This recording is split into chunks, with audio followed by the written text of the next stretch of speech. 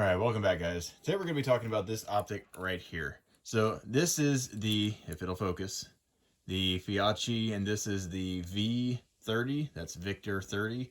I got this sent to me by Feyachi, so appreciate that. But again, people sending me stuff doesn't affect my review.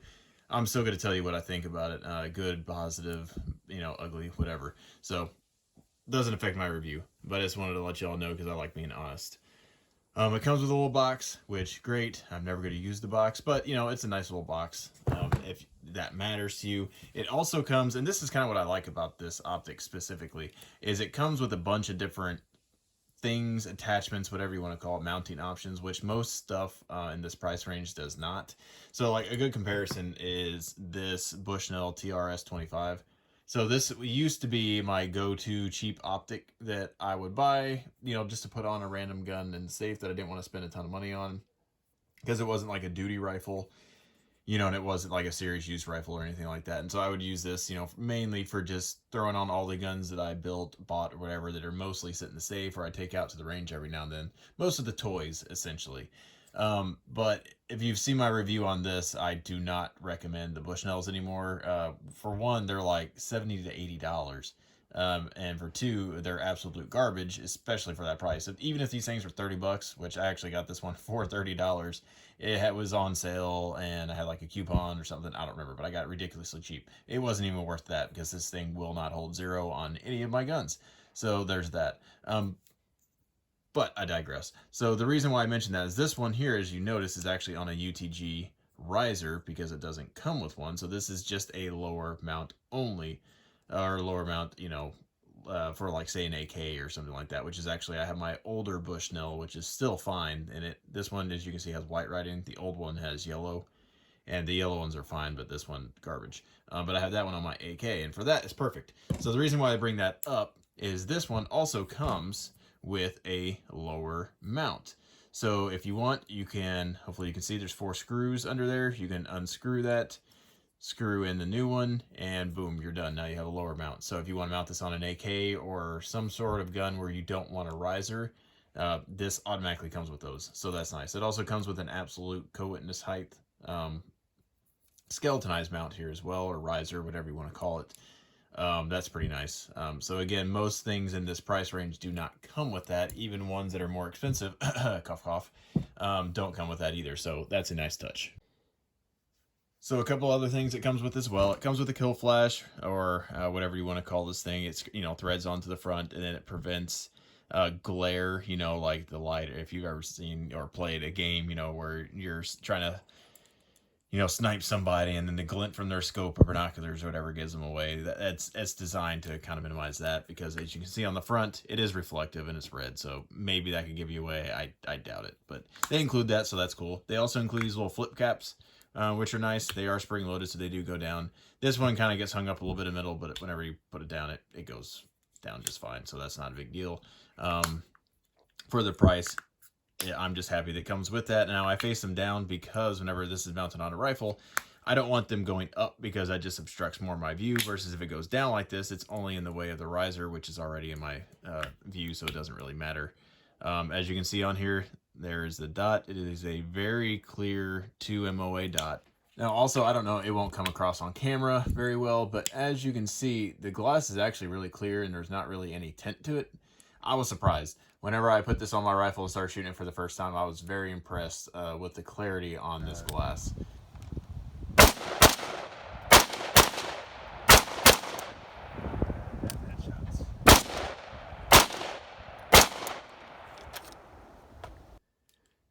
So something else you'll notice, this Bushnell TRS-25 doesn't have it, but the old one used to have it looked like a piece of goo stuck down here. Now you can see that's where the emitter is, right down there. On the older ones, it was more pronounced and it covered up some of your field of view.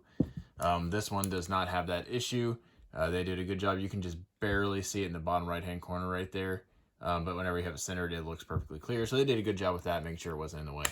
Now, all the little gadgets and gizmos that it comes with aside, one other thing I'll mention is the extra screws. It does come with extra screws to mount this lower mount, and it also comes with 2 spares on top of the extra 4. So if you're anything like me and you lose all these tiny little screws, hey, or you strip one out or whatever, you got extras. So they kind of thought of everything with this, and I appreciate the little things like that. So what makes this optic, in my opinion, such a good deal, and I do really like this optic for specific applications, and I'll talk about that, but is it's a shake awake option, or they don't call it shake awake, they call it auto on and off.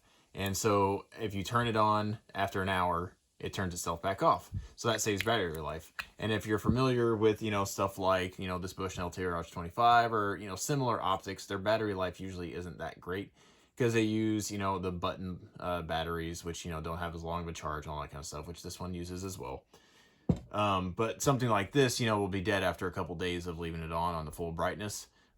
So this one, they say it has thousands of hours of battery life. I don't know what that actually is, but with the auto on off, if you accidentally leave it on, it'll turn itself off after an hour. So that's not a big deal. I've left it on this entire time I've had it, and I've had it for probably around a month now. And I've left it on the entire time, and the auto on off works perfectly fine. It turns itself on whenever I pick it up, and I put it somewhere to where I can look through it, to make sure it actually turns off, and it does turn off. So that's good. So as you can see, the on and off button center, there's your down button, there's your up button to make the brightness go lesser or more. It says it has 2 night vision settings. They're not really night vision settings. I used it with my NVGs, and it's usable on the very lowest setting if you have like an IR illuminator or something on, but if you don't, it's still kind of bright and it blooms a little bit. So could you use it? Yes, but generally with night vision compatible like settings, you can't see it with the naked eye.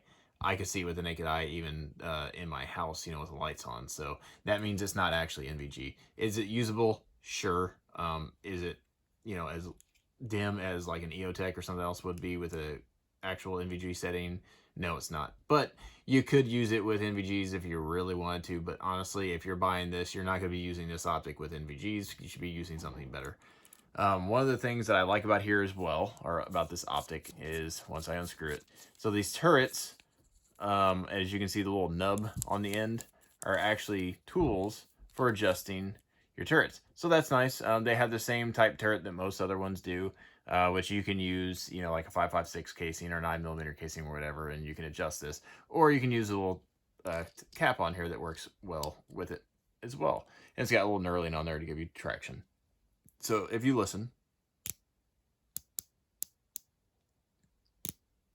so you can hear those clicks. Like, they're very, very distinguished, and I'm not going to say it's hard to adjust it, but it's a lot harder to turn these than it is something like this. If you've ever turned one of these, you know how easy it is. Because of that, this thing has not lost zero, and I've tried to make it lose zero.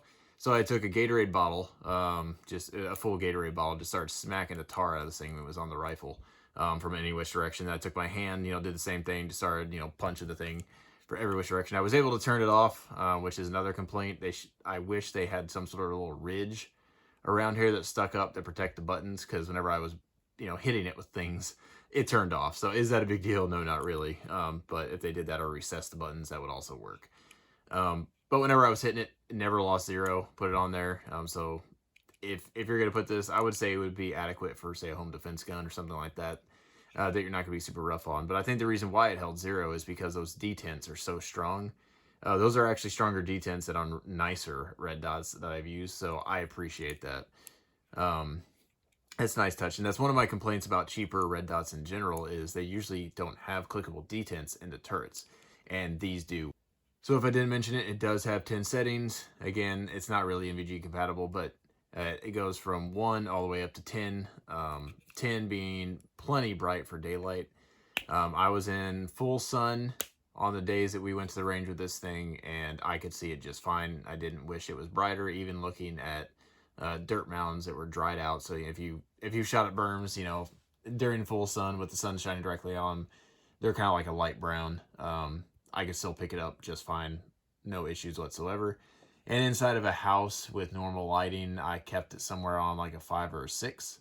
So if that gives you any idea, you didn't have to just crank this thing up unless the sun was out. But it got plenty bright when the sun was out.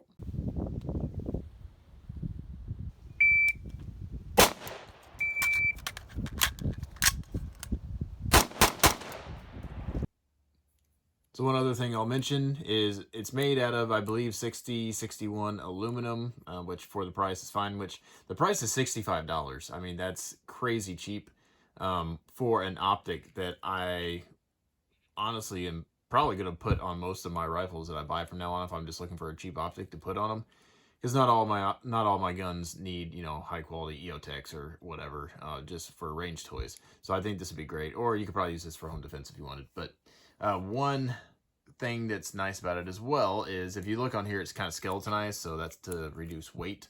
With this riser mount and the, you know, the dot itself, the body, it weighs right at 5 ounces, so it's a pretty lightweight dot. I would say it feels, yeah, it's lighter than the Bushnell with this specific riser. So if that gives you any idea about how heavy it is.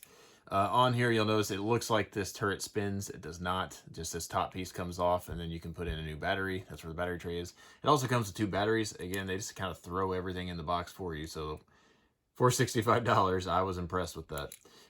One other criticism I would say, I wish instead of just this screw across here to clamp on the Picatinny rail, I wish they included something, you know, similar to this nub right here. Just like, you know, right here, space to where the Picatinny rails are, so where that is what took back and forward, I guess, recoil instead of this specifically. Now, granted, it didn't move at all whenever I had it on there. That's a small thing, but I would assume something like that wouldn't cost anything extra to mill in, but that would be a nice touch as well. So now that I've kind of talked about all the features, one other thing I forgot to mention, sorry, I keep saying one more thing. There is 90 MOA of adjustment in the turrets. So if you have a really, you know, wonky off Picatinny rail, you have plenty of adjustment on here to actually zero your gun with this red dot on it. So the negatives. So I've already mentioned one. I wish either these buttons were recessed or there's a little fence that went around here. Another negative is, I mean, this is a small thing, but I mean, they include free turrets, so I can't really complain about that. But I wish these were see-through turrets. So you have to flip these down in order to use it. Now, is that complaining about something that's free? Absolutely. But if they had these that were clear, you know, you could still use them with them on there in an emergency if you need to, if you didn't have time to flip them down. Now, you know, is that a big deal? No, it's just a small thing that would be nice to see. Now, they don't say this optic is parallax free. They say it is less than or equal to 3, which I assume is 3 inches at 100 yards. I don't really know. I didn't notice any parallax issues whenever I was using it.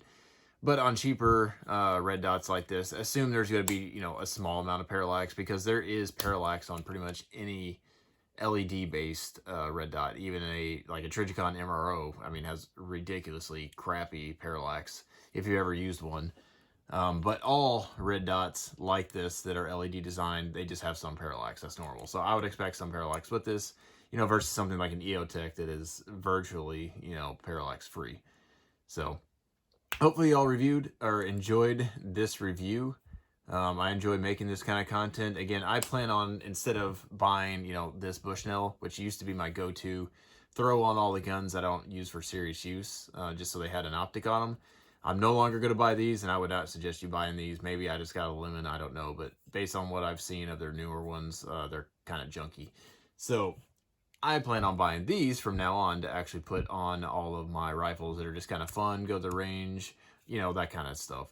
Because you can't afford, again, to put an EOTech or a Trijicon or, you know, something like that on all of your guns. And for $65, I think you'll be very happy with this optic. So again, if you have any questions, put them down below. I answer all of them. Give us a like if you enjoy us reviewing cheaper stuff like this and actually testing it, because I know most people just throw, you know, open a box and they're like, oh, it's the greatest thing since sliced bread, and they never test the thing. Whereas I actually generally try to break things just to see if I can. So also, we do have a Instagram page, so you can follow that if you're interested. And again, like, comment down below helps with the algorithm. So anyways, I hope you all have a good one.